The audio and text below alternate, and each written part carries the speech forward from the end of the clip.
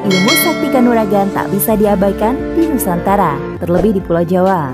Mengingat sejarah Indonesia yang merupakan negara terjajah selama 3,5 abad lamanya, maka butuh perjuangan besar untuk menumpasnya. Guna melawan para penjajah inilah, nenek moyang masyarakat suku Jawa menciptakan banyak ilmu kejawen yang bermanfaat untuk perlindungan diri dan kekebalan. Ilmu sakti kanuragan salah satunya.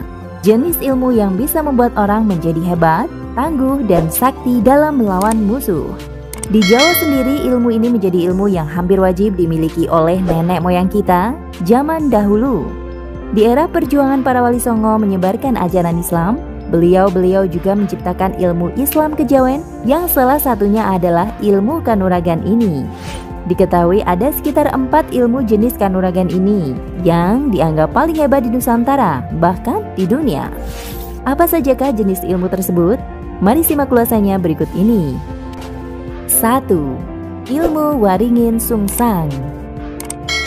Ilmu ini merupakan ciptaan Sunan Kalijaga di masa peperangan melawan pendekar penganut ilmu hitam zaman dahulu yang menghalangi sang Sunan dalam berdakwah.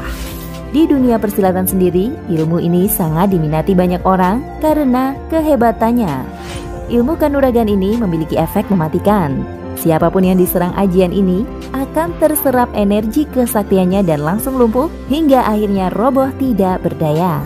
Begitu tinggi falsafah yang ada dalam ilmu kanuragan ini, di mana namanya diambil dari 2 kata, yaitu waringin yang berarti pohon beringin dan sungsang yang artinya terbalik.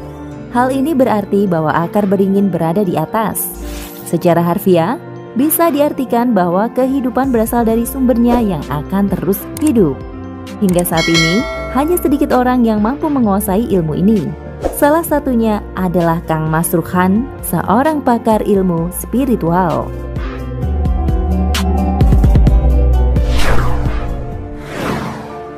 2. Ajian Lembu Sekilan. Ajian ini merupakan ilmu kanuragan paling sakti dalam hal pukulan. Selain itu, yang menguasai pun memiliki ketebalan tinggi.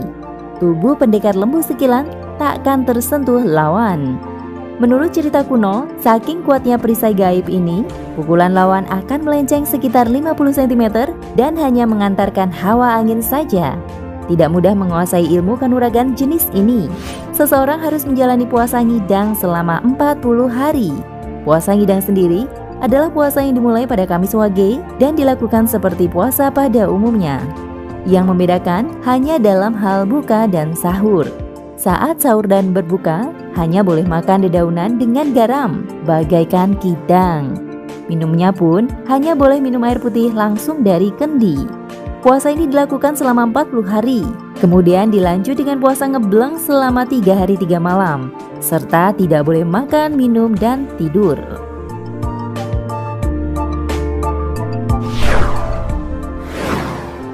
3. Ajian Rawa Rontek. Di tanah Pasundan, ajian Rawa Rontek ini sangat terkenal.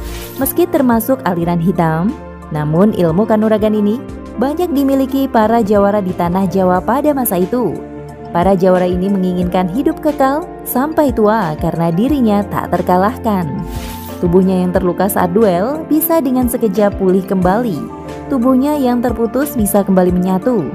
Bahkan konon saat ia mati pun bisa hidup kembali.